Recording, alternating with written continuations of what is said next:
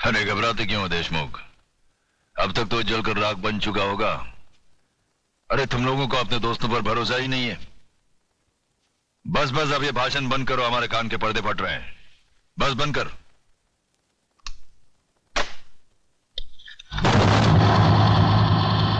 रामदीन,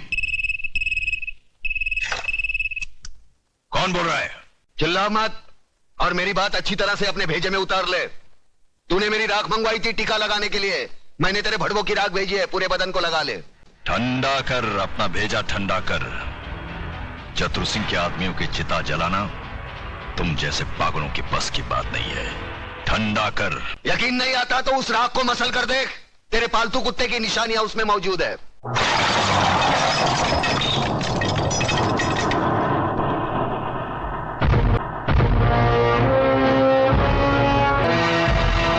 अबे हराम के, तूने जलती हुई आग में हाथ डाला है। हम तुम्हें ऐसे जलाएंगे कि तेरे चाहने वालों को गंगा में बहाने के लिए तेरी राख भी नसीब नहीं होगी।